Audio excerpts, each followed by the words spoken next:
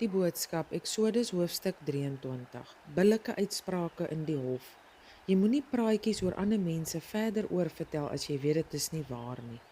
Jy moenie met oortreders saamsweer om saam met hulle in die hof te lieg nie. Jy moenie iets doen omdat almal dit doen nie. Jy moenie saam met almal iets doen as jy weet dit is verkeerd nie. Jy moet ook nie met almal saam praat wanneer hulle die waarheid verdraai net omdat jy wil hê hulle moet van jou hou nie. Jy moenie in 'n hofsaak die arm man se kant kies net omdat hy arm is en jy hom jammer kry nie. Gee om vir ander mense. As jy op jou vyand se bees of donkie afkom wat verdwaal het, moet jy dadelik na hom toe terugvat. As jy 'n donkie sien wat onder sy vrag gaan lê het omdat dit vir hom swaar was, moet jy dit nie net so laat lê nie. Gaan help sy eienaar om die donkie weer op sy voete te kry, al weet jy dis iemand wat nie van jou hou nie. Jy mag ook nie in 'n hofsaak die reg verdraai net omdat iemand arm is nie. Wees baie versigtig dat jy nie in bedrog betrokke raak en onskuldige en regverdige mense deur jou getuies ter dood veroordeel word nie. Ek die Here kan nooit onreg goed praat nie. Jy moenie omkoopgeld aanvaar nie. Omkoopgeld maak 'n mens blind vir die waarheid en verongeluk die saak van die regverdige. Jy moenie iemand wat van 'n ander land afkom onbillik behandel nie. Jy was self 'n vreemdeling in Egipte en jy weet mos goed hoe dit is om 'n vreemdeling in 'n ander land te wees. Die Sabbatreël. Jy moet 6 jaar lank op die lande saai en die oeste insamel. In die 7de jaar moet jy dit net so los en dit glad nie bewerk nie. Die arme mense van jou volk mag dan die graan eet wat van self daar opkom. Wat hulle laat oorbly, kan die wilde diere eet. Dieselfde geld ook vir jou wingerde en jou olyfboorde. Jy moet vir 6 dae aangaan met jou werk. Op die 7de dag moet jy dit net so los, sodat jou bees en jou donkie kan rus. Jou werksmense en die mense wat van 'n ander plek af kom, moet kan ontspan en uitrus. Doen alles wat ek vir jou gesê het. Jy moenie ander gode aanbid nie. Ek wil selfs nie eers hoor dat jy hulle name noem nie. 3 landboufeeste. Daar is 3 feeste wat jy elke jaar moet hou om my naam groot te maak. Die eerste een is die fees van die brood wat nie met suurdeeg gemaak is nie. Soos ek tevore al vir jou gesê het, moet jy 7 dae lank net kos eet wat nie suurdeeg in het nie. Jy moet die fees begin op dieselfde dag dat jy uit Egipte weg is. Dit is in die maand Abib. Elkeen wat aan die fees deelneem, moet vir my offers bring. Die tweede een is die oesfees. Jy moet dit aan die begin van die oesseisoen hou, wanneer jy die eerste graan begin oes. Die derde een is aan die einde van die seisoen, wanneer jy die laaste deel van die oes inbring. By al 3 hierdie feeste moet al die mansmense die Here jou God by sy blyplek kom aanbid. Jy moet nooit brood waarin daar suurdeeg is saam met diere offer nie.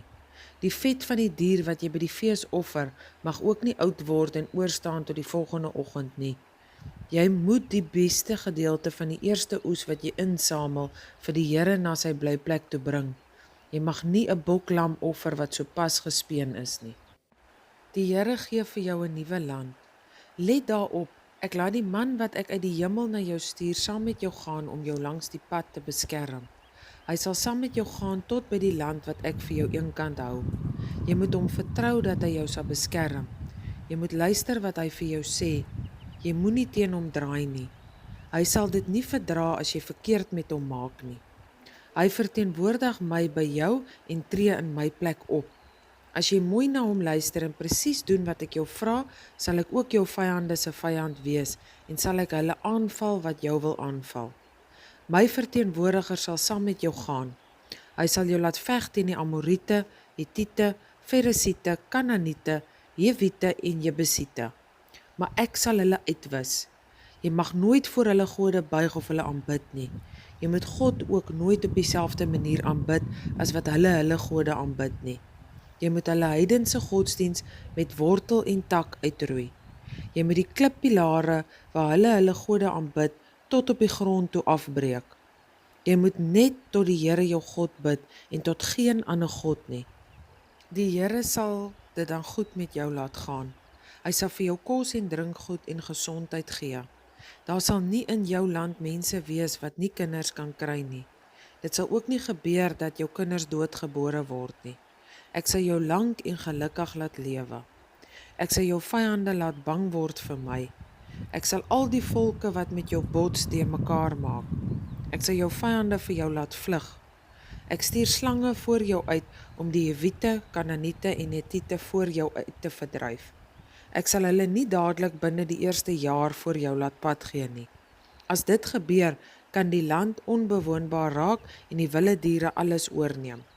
Ek sal hulle bietjie vir bietjie voor jou laat pad gee, soos jou getalle al meer word en jy al meer plek nodig het om te bly, totdat jy uiteindelik die hele land kan oorneem. Ek sal maak dat jou grense loop van die Rietsee af tot by die see van die Filistyne, van die woestyn af tot by die groot rivier. Ek sal almal wat daar woon onder jou stel. Jy kan hulle voor jou uit die land wegjaag.